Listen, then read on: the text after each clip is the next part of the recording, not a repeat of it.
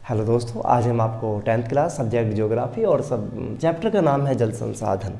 दोस्तों, इस लेसन को हमने 6 टॉपिक या क्वेश्चंस में बांटा है। तो आइए समझते हुए चलते हैं एक टॉपिक और क्वेश्चंस को।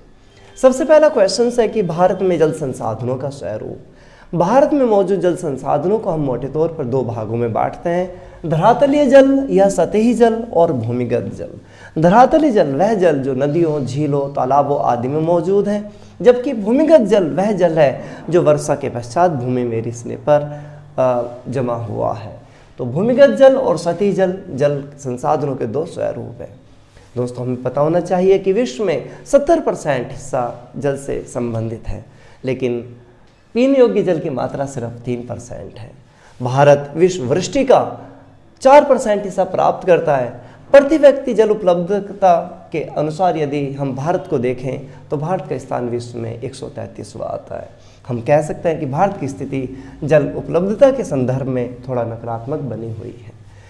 क्वेश्चन से आता है नेक्स्ट क्वेश्चन से कि जल दुर्लभता के क्या कारण है, जल की शॉर्टेज, जल की कमी क्यों हो रही है। तो जल की दुर्लभता के पीछे अलग अलग कारक जिम्मेदार है, जिनमें सबसे पहला पॉइंट है औद्योगिकरण। उद्योगों के माध्यम से भी जल का एक बड़ा हिस्सा उपयोग किया जाता है। आज हम अपने चारों तरफ MNC, मल्टीनेशनल कंपनीज और उद्योग के स्वरूप को देख सकते हैं। इनके द्वारा भी जल का एक बड़ी मात्रा में उपयोग किया जा रहा है। नेक्स्ट है शहरीकरण। यदि हम ग्रामीण क्षेत्र और शहरी क्षेत्र की आपस में तुलना करें तो हमें पता चलेगा कि शहरी क्षेत्र में प्रति उपभोग जल का गाँव की तुलना में अधिक है। तो शहरीकरण भी जल दुर्लभता के लिए कहीं ना कहीं रिस्पॉन्सिबल कारक है। इसके अलावा शहरी क्षेत्र में जल संरक्षण नीतियों को नहीं अपनाया जाता, तो इस वजह से भी वहाँ जल दुर्लभता का स्वरूप देखने को मिलता है। इसके अलावा जल का असमान वितरण। भारत एक उष्ण जलवायु वाला और मानसूनी प्रदेश है। मानसून अनिश्चित है, तो यही वजह है कि असमान वितरण भी जल दुर्लभता के लिए काफ़ी हद तक जिम्मेदार है। इसके अलावा ट्यूबवेल, सबमर्सिबल से पानी का अतिदोहन। हम कह सकते हैं कि कृषि क्षेत्र में जल का अधिक उपयोग भी जल दुर्लभता के लिए कहीं ना कहीं जिम्मेदार है। नेक्स्ट, वर्षा जल संग्रहण प्रबंधन को ना अपनाना। भारत वह देश है जहां हर दृष्टि से विविधता का स्वरूप बना हुआ है। जल की मात्रा भी काफ़ी पर्याप्त है, नदियों का स्वरूप मौजूद है, परंतु वर्षा जल संग्रहण प्रबंधन को ना अपनाने के कारण हम जल दुर्लभता से ग्रस्त हैं। दोस्तों, नेक्स्ट क्वेश्चन है कि जल प्रदूषण क्या है। जल प्रदूषण जिसके अनुसार हमारे वाटर बॉडीज, नदियाँ, झीलें, तालाब बुरी तरह दूषित हो चुके हैं। आज गंगा, यमुना की गिनती विश्व की प्रदूषित नदियों में होती हैं। इसके अलावा अलग अलग राज्यों में मौजूद नदियाँ भी कहीं ना कहीं जल प्रदूषण से ग्रस्त बनी हुई हैं। तो बात आती है जल प्रदूषण के लिए रिस्पॉन्सिबल कारक। सीवर जल का वाटर बॉडीज में मिलना, उद्योगों के प्रदूषित जल का वाटर बॉडीज में मिलना, मूर्ति विसर्जन जैसी धार्मिक गतिविधियाँ। इसके अलावा नदियों, तालाबों, झीलों पर लोगों द्वारा अतिक्रमण करना। नेक्स्ट, अधिक सिंचाई के कारण भूमि में लवणता की मात्रा बढ़ जाती है। इसके साथ ही भूमिगत जल का अधिक दोहन। जब भूमिगत जल का हम एक बड़े पैमाने पर दोहन करते हैं तो उस क्षेत्र में आर्सेनिक और फ्लोराइड जैसे तत्वों की मात्रा बढ़ जाती है। तो दोस्तों, हमने पढ़ा जल प्रदूषण के लिए रिस्पॉन्सिबल कारक। नेक्स्ट क्वेश्चन है कि प्राचीन और मध्यकाल में जल संचय के लिए कौन कौन से पैटर्न अपनाए जाते थे। तो प्राचीन और मध्यकाल में शासक वर्ग द्वारा जल संचय के लिए तरह तरह की रणनीतियों को अपनाया गया। जैसे मौर्य काल में बांधों, झीलों, सिंचाई तंत्र का हमें स्वरूप देखने को मिला है। यानी अलग अलग शासकों ने अपने अपने अनुसार बांधों का निर्माण किया, झीलों का निर्माण किया और सिंचाई तंत्र को मजबूत बनाया। इसी तरह सल्तनत काल में लगभग सभी वंशों द्वारा अपने अपने स्तर पर बावड़ी, तालाब, नहरों का निर्माण किया। चाहे दास वंश हो, खिलजी वंश, तुगलक वंश, सैयद वंश, लोधी वंश, सभी शासकों ने अपने अपने अनुसार बावड़ी, तालाब, नहरें आदि विकसित की। ठीक यही स्वरूप हमें मुगल काल में देखने को मिला। मुगल काल में भी अलग अलग शासकों ने बावड़ियों का, तालाबों का, नहरों का एंड वाटर बॉडीज और सिंचाई तंत्र को मजबूत बनाने का काम किया। नेक्स्ट क्वेश्चन से दोस्तों हमारे सामने क्या है बहुउद्देश्य नदी घाटी परियोजनाएं। बहुउद्देश्य नदी घाटी परियोजनाएं वे परियोजनाएं जिसके अनुसार नदियों पर बांध बनाकर एक समय में अलग अलग उद्देश्यों की प्राप्ति की जाती है। आज हमारे देश में छोटे बड़े बांधों को मिलाकर बांधों की संख्या करीब 3200 के करीब है। भागड़ा नागल बांध, हीराकुंड बांध, टिहरी बांध, दामोदर नदी घाटी परियोजना, नर्मदा घाटी परियोजना। दोस्तों, देश के अलग अलग हिस्सों के अंदर ये बांध मौजूद है। बात आती है कि बांधों का क्या फ़ायदा है, तो बांधों के अनेक लाभ हमें देखने को मिलते हैं।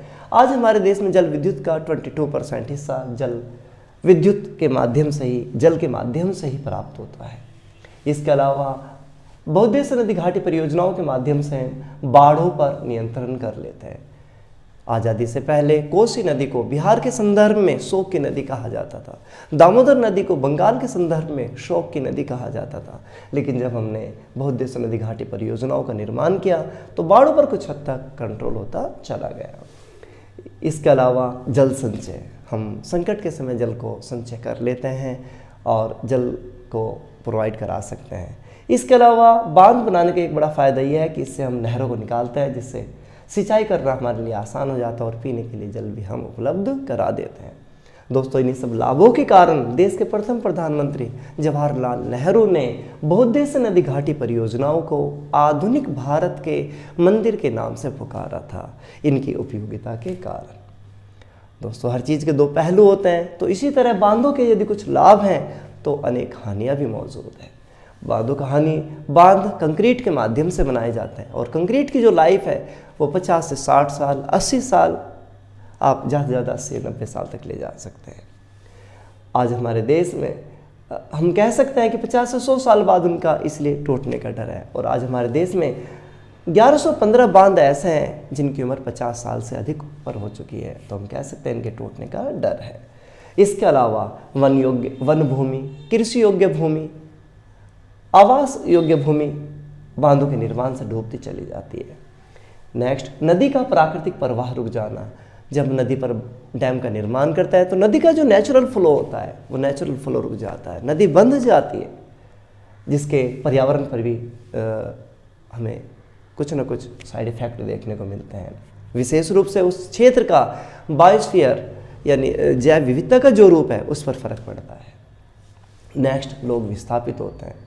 आज़ादी से लेकर अब तक और आज़ादी से पहले भी जो बांध बने और हम बांध बनाने का काम कर रहे हैं, उनका सबसे बड़ा दोष लोगों के विस्थापित होने के रूप में देखने को मिलता है। बांधों के निर्माण से लोग एक क्षेत्र को छोड़कर दूसरे क्षेत्र पर जाने को मजबूर हो जाते हैं। सबसे बड़ी प्रॉब्लम उन लोगों की होती है जो भूमिहीन है, उनको सरकार द्वारा भी इतना पर्याप्त सहायता नहीं मिल पाती। चाहे टिहरी बांध हो, नर्मदा बांध हो या देश के अलग अलग बांध हो, सबसे बड़ी समस्या लोगों के विस्थापित होने से है और उनका उचित पुनर्वास ना होना है। इसके अलावा बांधों के माध्यम से कई बार राज्यों के बीच टकराव का स्वरूप भी देखने को मिलता है जल के बंटवारे को लेकर। जैसे कावेरी नदी जल विवाद आज भी तमिलनाडु और कर्नाटक के बीच में एक बड़ा विवाद बना हुआ है। तो दोस्तों, हमने पढ़ा बहुउद्देश्य नदी घाटी परियोजनाएं, उनके लाभ और हानियाँ। नेक्स्ट क्वेश्चन है कि वर्षा जल संग्रहण क्या या रेन हार्वेस्टिंग। तो वर्षा जल संग्रहण या रेन हार्वेस्टिंग वह पद्धति है जिसके अनुसार वर्षा के जल को संरक्षित करने की कोशिशें की जाती है।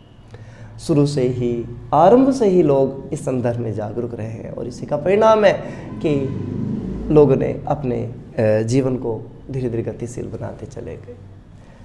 प्रचलित अब वर्षा जल संग्रहण की दो पद्धतियां हम लेके चलेंगे। पहला, परंपरागत समय में और प्रेजेंट में आधुनिक पद्धतियां। प्रचलित या परंपरागत साधन तरीकों के अंतर्गत पहाड़ी क्षेत्र में आरंभ से ही जल संग्रहण के लिए गुल या कुल पद्धति अपनाई जाती रही है।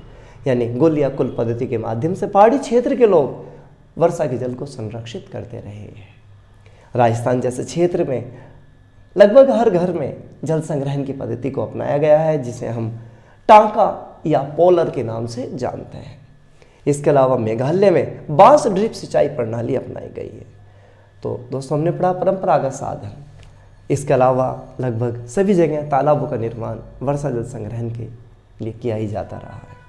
आधुनिक पद्धतियों के अंतर्गत पहला पॉइंट, जल संभर विकास। जल संभर विकास वह पद्धति जिसके अनुसार वर्षा के जल और भूमिगत जल का इस तरह उपयोग किया जाता है ताकि पर्यावरण और मानव के बीच में एक बेहतर संतुलन बना रहे। देश के अलग अलग भागों में जल संभर विकास के आधार पर तरह तरह के कार्यक्रम चल रहे हैं। हरियाली कार्यक्रम, नीरू मीरू कार्यक्रम, अरवारी पानी संसद वगैरह। नेक्स्ट, पार्कों, सामुदायिक भवनों, कॉलोनियों में वर्षा जल संग्रहण पद्धति को अपनाया जाना, सूख चुके हैंडपंप से छत के पानी को कनेक्ट करना, इसके अलावा वाटर बॉडीज जैसे झील है, तालाब है, उनका संरक्षण करना। तो दोस्तों, हमने लेसन जल संसाधन आपको समझाया। उम्मीद है लेसन आपको समझ में आया होगा। धन्यवाद, शुक्रिया।